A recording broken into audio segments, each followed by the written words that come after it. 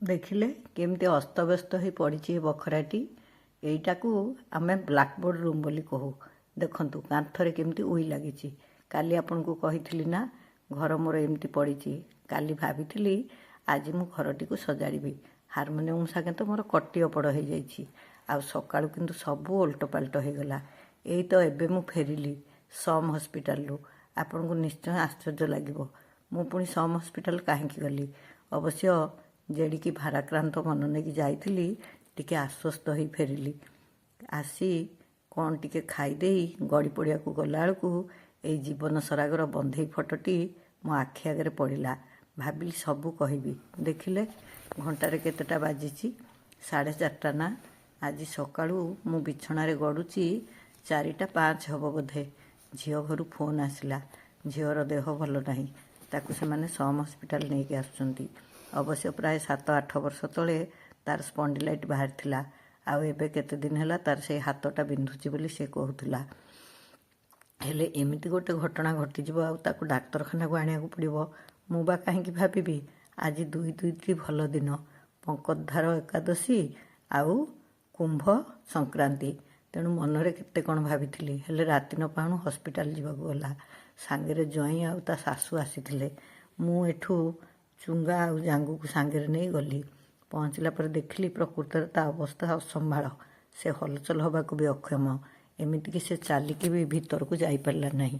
ଭିତରକୁ ଗଲା ପରେ କ'ଣ ସବୁ ହେଲା ତାକୁ କେବଳ ପାଟିରେ କହିବି ସିନା, ଆଉ କ'ଣ ଭିଡ଼ିଓ ଦେଖେଇ ପାରିବି। ତାଙ୍କର ହସ୍ପିଟାଲ ଭିତରେ ଭିଡ଼ିଓ କରିବା ମନା ଥିଲା। ଠିକ୍ ଅଛି, ସେଠିକୁ ନେଲା ପରେ ତାକୁ ସାଲାଇନ୍ ଦିଆଗଲା ଆଉ ପେନ୍ କିଲର ଦିଆଗଲା। ତାପରେ 9ଟା ବେଳକୁ ତାକୁ ଅର୍ଥୋପେଡ଼ିକ୍ସକୁ ନେଇକି ଯିବାକୁ କୁହାଗଲା। ମୁଁ ବାହାରେ ଭିଡ଼ିଓ କରୁଥିଲି। ମୋତେ ବାରଣ କରାଗଲା। କ'ଣ ସେଠି ଏମିତି ଚାଲିଛି ଯେ ମୁଁ ଭିଡ଼ିଓରେ ହସ୍ପିଟାଲକୁ ବଦନାମ କରିଦେବି। ବାହାରେ ବି ଭିଡ଼ିଓ କରିବାକୁ ମନା କଲେ। ହଉ ଠିକ୍ ଅଛି। ତାପରେ ମୁଁ ଭିଡ଼ିଓ କରିବା ବନ୍ଦ କରିଦେଇ ଅର୍ଥୋପେଡ଼ିକ୍ସରେ ଯାଇ ଝିଅକୁ ଦେଖେଇଲି। ସେଠି ପହଞ୍ଚିଲା ବେଳକୁ ଅଗ୍ରପୂଜ୍ୟ ଗଜାନନଙ୍କୁ ଦେଖିଲି। ଆଉ ପ୍ରଣାମ କଲି। ପ୍ରଭୁ, ତୁମ ଇଚ୍ଛାରେ ଦୁନିଆ ଚାଲେ, ମଣିଷ ଇଚ୍ଛାରେ ନୁହେଁ। ସେୟା ଭାବି ଯାଇ ଦେଖେଇଲା ପରେ ଜାଣିଲୁ ଯେ ଏକ୍ସରେ ରିପୋର୍ଟ 1.5 ଘଣ୍ଟା ପରେ ଆସିବ। ଆଜି ସମସ୍ତଙ୍କର ଜରୁରୀ କାମ ଥିଲା। ତେଣୁ ମୁଁ କହିଲି କେହି ବ୍ୟସ୍ତ ହୁଅନି। ମୁଁ ଯାହା ନ ପାରିବି ତମକୁ ସବୁ ଫୋନ୍ କରିବି। ତମେ ନିଜ ନିଜ କାମରେ ବାହାରି ଯାଅ। ତେଣୁ ଜୁଇଁ ଆଉ 2 ପୁଅଙ୍କୁ ପଠେଇ ଦେଇଥିଲି। କିଏ ଆଉ ଆମକୁ ଗାଡ଼ି ନେଇକି ଯିବ। ଆମେ ଅଟୋରେ ଘରକୁ ଫେରିଲୁ। ଆଜି ପୁଣି ଗୋଟିଏ ନୂଆ କାମ ଶିଖିବା ପାଇଁ ମନରେ ଠିକ୍ କରିଛି। ମୁଁ ଓଲା ବୁକ୍ କରିବା ଶିଖିନାହିଁ। ଝିଅର ହାତ ଏତେ କାଟୁଥିଲା ଯେ ତାକୁ ମୁଁ କିଛି କହିନଥିଲି। ଆମେ ମା ଝିଅ ପଳେଇ ଗଲୁ। ଘରେ ଯାଇ ଗାଧେଇ ପାଧେଇ ଠାକୁରଙ୍କୁ ପ୍ରଣାମ କରି ପୁଣି ଓଲା ବୁକ୍ କରି ସମ୍ ଆସିଲୁ। କାହିଁକିନା ଏପର୍ଯ୍ୟନ୍ତ ତାର ଚିକିତ୍ସା ଆରମ୍ଭ ହେଇନଥିଲା। ସେଠୁ ରିପୋର୍ଟ ଆଣି ଡାକ୍ତରଙ୍କୁ ଦେଖେଇଲା ପରେ ଜଣାପଡ଼ିବ ଆମେ ଘରକୁ ଫେରିବୁ ନା ଡାକ୍ତରଖାନାରେ ଦାଖଲ ହୋଇ ରହିବାକୁ ପଡ଼ିବ। ଯାହା ହଉ ଭଗବାନଙ୍କ ବରାଦରୁ ତାକୁ ଔଷଧ ଲେଖି ଛାଡ଼ିଦେଲେ। ଆଉ ରହିବାକୁ ପଡ଼ିବ ନାହିଁ। ତାଙ୍କରି କୃପାରୁ ଯଦି 3 ଦିନ ଭିତରେ କମିବା ଆରମ୍ଭ ହେବ ତାହେଲେ ତ ଆଉ ଡାକ୍ତରଖାନା ଆସିବାକୁ ପଡ଼ିବ ନାହିଁ। ନହେଲେ ପୁଣି ଡାକ୍ତରଖାନା ଆସିବାକୁ ପଡ଼ିବ। ଏତିକି ସୁବିଧାରେ ହିଁ ମନେ ମନେ ଖୁସି ହେଉଥିଲି। ତା ପୁଅର ପରୀକ୍ଷା ଚାଲିଛି। ଆମ ଘରେ ଆଣି ରଖିଦେଲେ ପାଠପଢ଼ା କେମିତି ହେବ। ଆଜିକାଲି ଜୀବନଶୈଳୀ ଏମିତି ଜଟିଳତାରେ ବାନ୍ଧି ହେଇଗଲାଣି ଯେ ବିପଦ ଆପଦଟିଏ ପଡ଼ିଗଲେ କିଏ ଠିଆ ହେବାକୁ ପାଖରେ ନାହିଁ। ଆଗ ପରି କିଏ ଗୋଟେ ନାହିଁ ଯାହାକୁ ପଠାଇଦେଲେ ଟିକେ ପାଖରେ ରହିବ ବା ସେବା ଯତ୍ନ କରିବ। ବା ମୁଁ ବି ଯାଇ ତା ପାଖରେ ରହିପାରିବି ନାହିଁ। କାହିଁକିନା ଶିବ କହିସାରିଛି ତାଙ୍କ ଘରେ ଗୋଟେ କ'ଣ କାର୍ଯ୍ୟକ୍ରମ ଥିବାରୁ ସେ ଯିବ। ଏତେ ଦିନରେ ସେ ତା ଘରକୁ ବାହାରିଛି, ତାକୁ ତ ମନା କରିବି ନାହିଁ। ତଥାପି ଠାକୁରେ ଯେତିକି ଦୟା କଲେ ଅନ୍ତତଃ ଆଡ଼ମିସନ୍ ହେଇ ରହିବାକୁ ପଡ଼ିଲା ନାହିଁ। ତାପରେ ତାର ବାଁ ପଟ ବିନ୍ଧୁଥିବାରୁ ସାଙ୍ଗେ ସାଙ୍ଗେ ତାକୁ ଇସିଜି କରିବାକୁ କହିବାରୁ ମୋ ଭିତରେ ଛନକା ପଶିଗଲା। ଆପଣମାନଙ୍କ ଯଦି କାହାର ନିଜ ଲୋକ ଅସୁସ୍ଥ ହୋଇଥିବେ ଆପଣ ଜାଣିଥିବେ ଖବର ଶୁଣିବାଠୁ ଆଖିରେ ଦେଖିବା ଯାଏଁ ସେଇ ସମୟ ତକ କେମିତି ଲାଗେ। ମୋତେ ବି ବଡ଼ ବିବ୍ରତ ଲାଗୁଥିଲା। ମୁଁ ଠାକୁରଙ୍କୁ ପ୍ରଣାମ କରି ବାହାରି ଯାଇଥିଲି। ଆଉ ଯାହା ହଉ ପୁଣି ଭଲରେ ଘରକୁ ଫେରିଲୁ। ସନ୍ଧ୍ୟାବେଳେ ଜୋଇଁ ଆସି ତାକୁ ନେଇଯିବେ। ଏତେ ଦୂରରେ ପୁଣି ଏମର୍ଜେନ୍ସି ୱାର୍ଡ଼ଟି ମୋ ପାଇଁ ନୂଆ ଥିଲା। ଆଜି ପ୍ରଥମ କରି ଦେଖିଲି। ଆମେ ଚାଲି ଚାଲି ସେଇଠିକୁ ଆସି ସେଇଠୁ ଓଲା କରି ଘରକୁ ଫେରିଲୁ। ଫେରିଲା ବେଳେ ଭାବୁଥିଲି ମଣିଷର କେତେ କଳ୍ପନା ଜଳ୍ପନା, କିନ୍ତୁ ଉପରବାଲା ଚାହିଁଲେ ଗୋଟିଏ ମୁହୂର୍ତ୍ତରେ ସବୁ ବଦଳ ବଦଳ ହୋଇଯାଏ। କାଲି ଠାକୁରଙ୍କ ପାଇଁ ଫୁଲହାର ଗୁନ୍ଥିଲା ବେଳେ ଭାବୁଥିଲି କିଛି ଦିନ ମୋର ଧାରାବାହିକ ଜୀବନଶୈଳୀକୁ ନେଇ ଘରେ ସ୍ଥିର ହୋଇ ରହିବି। ଗତ ଗୁରୁବାର ରାତି ଅପେରା ଦେଖାଠୁ ଆଜି ପର୍ଯ୍ୟନ୍ତ ମୁଁ କେମିତି ଜୀବନ କଟଉଛି ଆପଣମାନେ ଅଳ୍ପ ବହୁତ ଜାଣିଛନ୍ତି। ହେଲେ କେବେ ମୁଁ ନିଜକୁ ପାରିବି ନାହିଁ ବୋଲି ଭାବେ ନାହିଁ।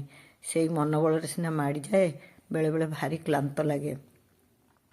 ଆଜି ବି ମୋତେ ବହୁତ କ୍ଳାନ୍ତ ଲାଗୁଥିଲା। ପୁଣି ଭାବିଲି ଥକା ମାରି ବସିଲେ କିଛି ହେଇପାରିବ ନାହିଁ, ବରଂ ଏଇଭଳି ମୋ ନିଜ କାମରେ ଲାଗି ରହି ସବୁଥିରେ ସମ୍ପୃକ୍ତ ହେଲେ ମନ ପୁଣି ବଦଳିଯିବ।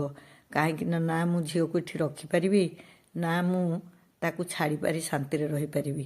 କିନ୍ତୁ ତାକୁ ତ ଛାଡ଼ିବାକୁ ହେବ। ସନ୍ଧ୍ୟାବେଳେ ଜଇଁ ଆସି ତାକୁ ନେଇଯିବେ। ଭଗବାନ କରନ୍ତୁ ଏଇ ମେଡ଼ିସିନରେ ସେ କେମିତି ଭଲ ହେଇଯାଉ। ମୁଁ ତାକୁ ଜନ୍ମ କରିଛି, ସେ କେତେ ସହନଶୀଳା ମୁଁ ଜାଣିଛି। ଆଜି ତାର ବ୍ୟସ୍ତତା ମୋତେ କେତେ ବ୍ୟଥିତ କରୁଛି ମୁଁ ଜାଣିଛି। ତଥାପି ମୁଁ ଠାକୁରଙ୍କୁ ସବୁବେଳେ ପ୍ରାର୍ଥନା କରେ, ଠାକୁରେ ମୁଁ ଯାହା ବାକ୍ୟରେ ଉଚ୍ଚାରଣ କରୁଛି ତାହା କେମିତି କାର୍ଯ୍ୟରେ କରିବି, ସେଇ ଆଶୀର୍ବାଦ ମୋତେ କର। ମୁଁ ତ ସମସ୍ତଙ୍କୁ ଧୈର୍ଯ୍ୟଶୀଳ ହେବା ପାଇଁ କହୁଛି। ଏ ସଂସାର ସଡ଼କ ପାର ହେବା ପାଇଁ ହେଲେ ଧୈର୍ଯ୍ୟ ହେଉଛି ଏକମାତ୍ର ଆଶ୍ରା। ଆଉ ସେଇ ଧୈର୍ଯ୍ୟ ମିଳେ ଗୁରୁପଦକୁ ଆଶ୍ରା କଲେ। ମୁଁ ପୁଣି କେମିତି ଅଧୈର୍ଯ୍ୟ ହେବି? 1:05 ବାଜିକି 5 ମିନିଟ୍ ହେଇଥିଲା ମୁଁ ଆସି ଘରେ ପହଞ୍ଚିଲି।